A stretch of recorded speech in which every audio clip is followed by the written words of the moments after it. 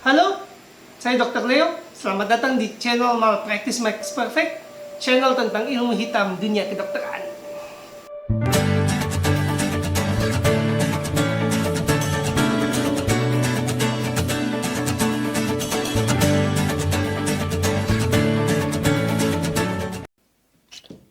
Kesemutan tungkai, senut tak berujung.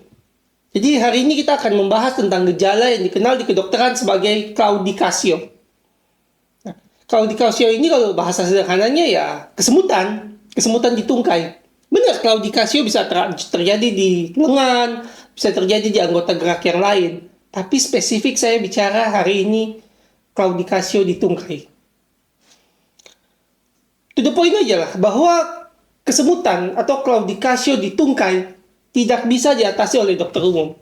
Secara keilmuan, dokter umum terbatas untuk masalah ini. Secara praktek, dokter umum terbatas tentang hal ini. Secara fasilitas, dokter umum terbatas dalam konteks gejala ini. Jadi, solusinya apa? Solusinya adalah pertolongan dari spesialis bedah saraf kah? Spesialis bedah toraks, kardia, dan vaskuler, atau spesialis jantung dan pembuluh darah. Bukan dokter umum. Bahkan pada banyak kasus dibutuhkan kerjasama tim dari salah satu atau ketiga spesialisasi ini. Nah, terus kalau di daerah atau di tempat tertentu tidak ada spesialis ini, kita mau ngapain dok? Kan pasien harus ditolong. Enggak. Ya berarti pasien tidak tertolong. Berarti fasilitas tidak mampu menolong pasien, tidak ada tenaga kesehatan. Ya masa masak wortel nggak pakai wortel, kan salah. Kan kalau dipaksakan akan jadi malpraktek medis. Nah, sebenarnya ilmu kesemutan ini, ilmu tentang kesemutan atau tentang claudicatio ini sudah diketahui lama di bidang kedokteran. Bukan baru sekarang saya bicara terus ilmunya baru muncul 5-10 tahun, enggak. Tapi ya itu, kita semua sama-sama sadar bahwa mengatasi atau mengobati atau melakukan terapi yang benar terhadap kesemutan itu mahal. Ya paling murahnya apa? Paling murahnya ya kita pura-pura menolong lalu membiarkan pasien cacat. Kita akan membahas masalah-masalah yang dihadapi pasien. Praktek-praktek berbahaya yang dihadapi pasien yang mengalami claudicatio atau kesemutan tungkai. Masalah pertama yang dihadapi pasien adalah diagnosis bodong atau istilahnya singa ompong dalam praktek kedokteran menghadapi pasien claudicatio. Nah, ini penting dibicarakan karena diagnosis bodong adalah diagnosis atau nama penyakit yang detailnya atau diagnosis penegakan nama penyakitnya, penebakan nama penyakitnya tidak mempengaruhi terapi. Ibu sakit A, obatnya B. Ibu sakit A tipe B, obatnya B. Ibu sakit A tipe B golongan C dengan varian E, obatnya B. Dan lebih buruknya kadang-kadang dan sebagian besar kasus, kalau sudah bicara malpraktek medis, obat B ini ternyata tidak memperbaiki kondisi A atau kondisi B yang didiagnosis itu. Itu loh artinya diagnosis bodong. Pasien buang-buang uang, kunjungi dokter berkali-kali, periksa lab berkali-kali untuk dapat suatu nama penyakit yang panjang yang tidak bisa diapa-apain. Nah, kalau di profesi lain itu udah dibilang penipuan. Kamu coba ke bengkel, mekaniknya bilang, ibu balik, kamu bayar kan? Mau ke bengkel sekali bayar, terus disuruh balik minggu depan, terus bayar lagi, disuruh balik 4 minggu depan, terus bayar lagi. Dan ternyata setelah kamu datang berkali-kali itu, solusimu itu nggak dapat. Yang kamu dapat hanya nama masalah yang lebih panjang. Marah nggak? Di profesi lain itu dianggap penipuan. Di kedokteran dianggap sebagai suatu yang akademik. Ya enggak. Kalau mau diperlakukan sebagai akademik ya akademik, tapi ini kan dalam praktik pasien bayar. Dan kalau hanya identifikasi masalah yang dengan nama yang lebih panjang tanpa solusi yang lebih baik, ya penipuan. Anda sudah mendapatkan gambaran apa itu diagnosis bodong dan bagaimana diagnosis bodong ini ya berkembang di Indonesia. Kenapa diagnosis bodong ini berkembang? Diagnosis bodong ini berkembang karena tiap ahli merasa bahwa ilmunya penting. Meskipun ilmunya nggak bisa diterapkan ke pasien. Meskipun ilmunya tidak bermanfaat bagi kliennya. Saya bilang klien, bukan tidak bermanfaat buat keilmuannya dia. Karena memang kan kalau dia mengajar di fakultas kedokteran atau dia menjadi dosen, dia memang harus memperjuangkan, ada kewajiban moral memperjuangkan ilmunya dan signifikansi ilmunya. Tapi ketika dia menjadi dokter, ketika dia menghadapi konsumen, tanggung jawabnya beda. Tanggung jawabnya bukan lagi mempertahankan ilmu yang secara akademik dinilai penting, tapi bagaimana menyelesaikan masalah pasien, masalah klien. Ini loh nabraknya kenapa muncul diagnosis bodong. Contoh di praktek aja. Langsung kita masuk lagi lebih detail, lebih teknis. Bagaimana seseorang dengan gejala claudicatio itu bisa mengalami atau menjadi korban dari diagnosis bodong. Katakan dia datang ke dokter Leo. Terus dokter Leo bilang, oke, Bapak punya diabetes, Bapak ada claudicatio, mungkin ada gangguan saraf ya. Jadi Bapak sekarang bayar sekian puluh juta untuk gene mapping. Kita PCR beberapa gen yang mempengaruhi kondisi tubuh Bapak. Mungkin ada kerusakan saraf, mungkin ada kerusakan otot. Ini semua bisa diketahui dengan gen gitu. Nah contohnya Bapak kita ketahui ya, kita tahu nama penyakitnya Bapak apa. Lalu pasien bayar mahal buat PCR berkali-kali, bukan cuma satu kali, kan berkali-kali mau tahu ini gen yang mana yang mempengaruhi sakitnya dia. Terus dapatlah diagnosis atau dapatlah penyakit yang kayak diabetik neuropati anti-TIF 1 gamma atau diabetik neuropati anti MI2 atau anti NXP2 atau anti MDA5.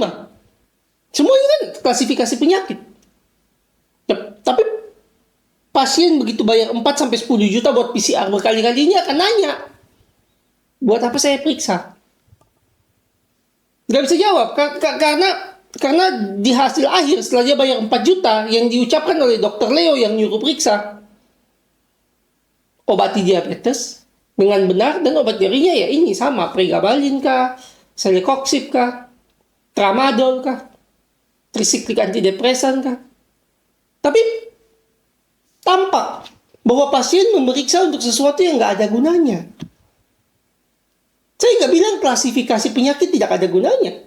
Itu penting. Buat mahasiswa kedokteran biar mimpi buruk sebelum ujian, penting. Buat dokter-dokter yang mau penelitian, penting. Buat publikasi ilmiah, penting. Buat perkembangan ilmu pengetahuan, suatu hari mungkin akan muncul obat-obatan baru, metode baru untuk mengobati sakit saraf dengan reseptor tertentu atau dengan model gen tertentu. Penting. Untuk perkembangan ilmu pengetahuan dan teknologi, penting.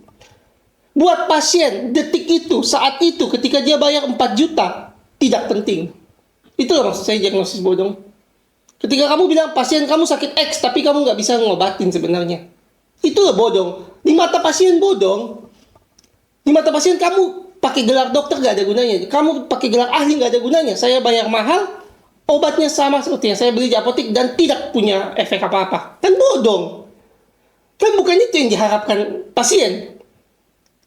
Ya, kalau kamu jadi dokter sekarang nonton video ini kamu akan lebih sulit empati karena kamu merasa bahwa ilmumu penting. Tapi kalau kamu jadi pasien, coba kamu empati pasien. Kamu coba pikirkan dia udah bayar jutaan dan ternyata yang kamu sampaikan ke dia tidak ada manfaat praktisnya. Bahasanya apa? Bodong. Tidak guna. Cerita diagnosis bodong ini mengingatkan saya pada percakapan saya dengan teman saya, namanya Yopi. Sekarang sudah Dr. Yopi Wiguna, spesialis anestesi dan reanimasi. Nah, dulu itu saya sempat bilang ke dia, Yop, ini ada dinosaurus baru. Lihat di majalah National Geographic.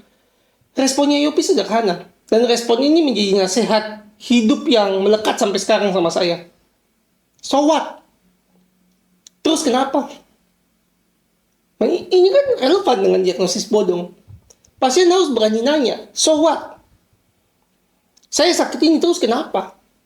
Langkahnya apa? Nah, kalau diagnosisnya bodong ini nggak bisa dijawab.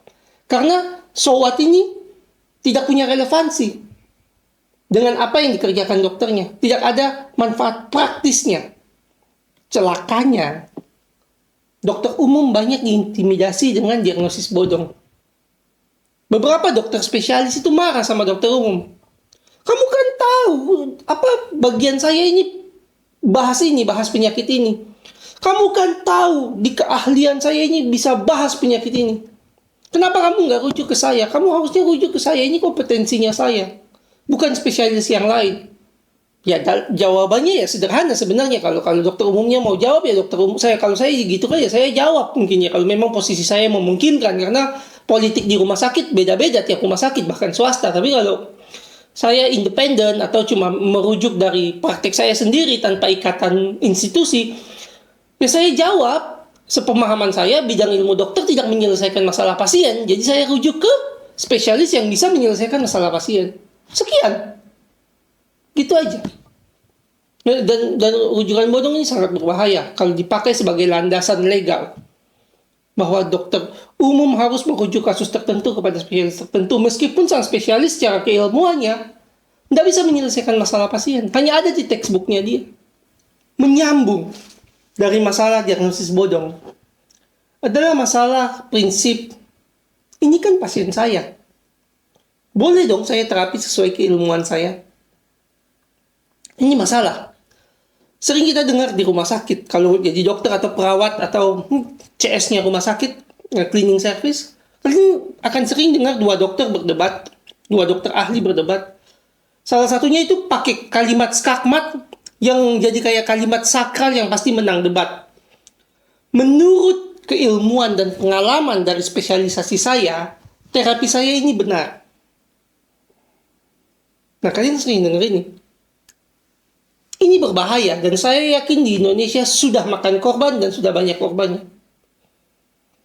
Saya pakai perumpamaan profesi lain supaya kalian tahu konyolnya kalimat ini.